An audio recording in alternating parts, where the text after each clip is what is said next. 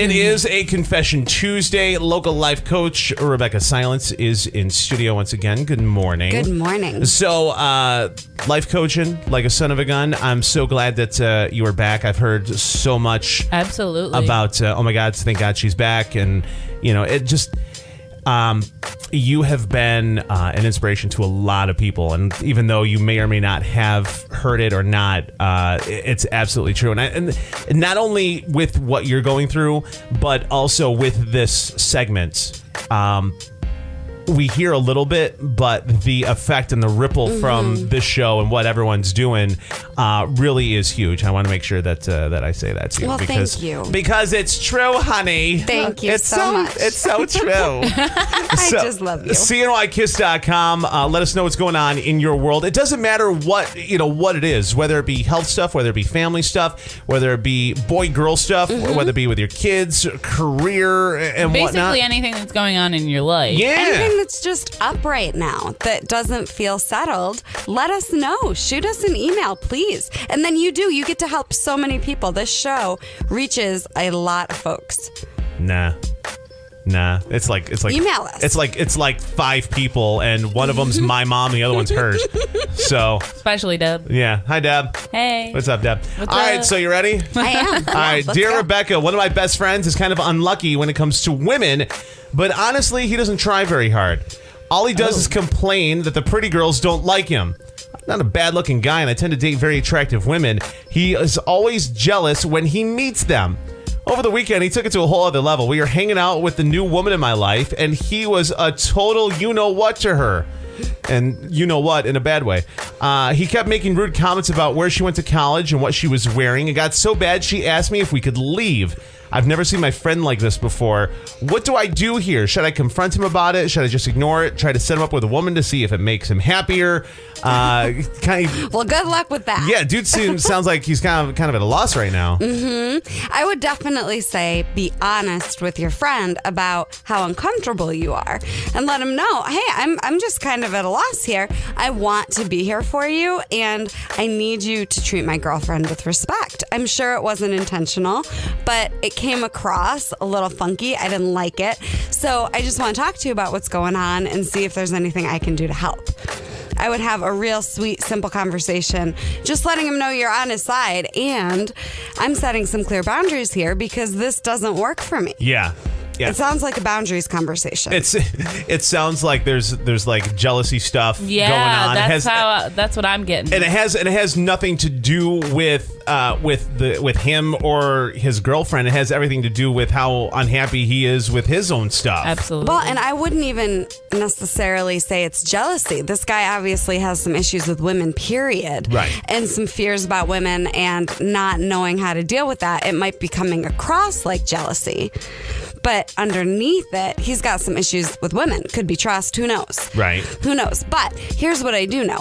Anybody that thinks that they're not lucky in relationships, start over. Give yourself a fresh start. Of course you are. It's just, again, back to our last segment. We're attracted to what we know. And if all we know is drama in relationships or dysfunctional relationships or heartbreak, then we get afraid that that's going to happen again. So we attract it again. How many times have you heard, they're just going to cheat on me again. I'm just going to meet someone new and I'm going to get cheated on. Or how many times have you heard, this always happens to me no matter what. This is what's going to end up happening. It's almost like they're projecting it so it ends up happening. How many times have you heard that, for crying out loud? Absolutely. It becomes a self-fulfilling prophecy. It becomes absolutely fact when we are convinced that certain things are going to happen to us. So be careful what you want to make gospel, because you will be right about it. And in relationships, we have to deal with the friends getting used to our new relationship, and we have to deal with our own dramas in relationships. That's all normal. But I would encourage this listener to set some boundaries and just say, hey, man, I need your support with my relationship. Anything that you've got going on, I'd love to know how I could help you. Or you could ask him, do you have a legitimate concern about my relationship? Because you seemed as though you did. just ask a question. That's way better than a blame or an accusation. Like, how could you be such a jerk to my girlfriend? That's not going to lead to anywhere. But I would not encourage you to be finding a new relationship for your friend. Let that be your friend's job. Oh, yeah. Let that be all your friend. Yeah, let him handle his own stuff. Yeah. You don't Yeah, want to absolutely. be, especially with the way that what just happened, what just went down. Yeah, Right. you don't want to be the one that's, in fault for not a good Right. date. Right, exactly.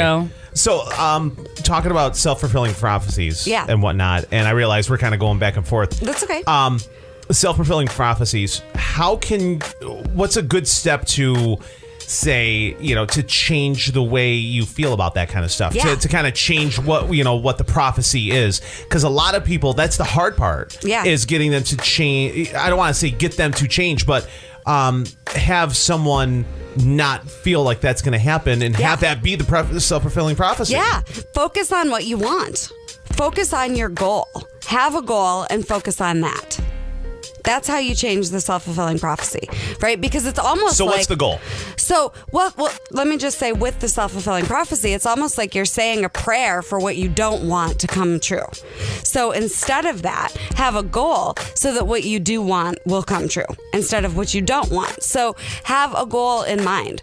And then maybe it's better communication with your friend. Maybe it is more date nights with your significant other. But have a goal and stick to it. In this relationship, I'm starting fresh and I'm going to communicate better this time. Have something new to do. You have to give yourself something to do. Like a smoker needs something else to do if they're quitting smoking. If you're quitting this fear-based thinking, then you need something else to do. So have a goal and focus on that. And then you can check in with yourself. Is what I'm doing getting me closer to the goal, or is it taking me farther away from it? Local life coach Rebecca Silence, inspiredresultscoach.com. She is absolutely awesome with what she does. And Thank you so much. You're good. Thank you. Yeah, that girl good. You're real good. That girl good. What she do there? It is Confession Tuesday. Go to cnykiss.com. Let us know what's going on in your world, and we'll handle it here confidentially on the air every single Tuesday. Plus, it's an archive of all of our past segments where you can kind of freshen up there as well. And of course, more details at inspiredresultscoach.com. And email us. And on your Facebook as well. Always Yes. a pleasure. Thank you, Rebecca. Thank you very much. We're going to break, come back. It's Big Pop and Ben on Kiss FM.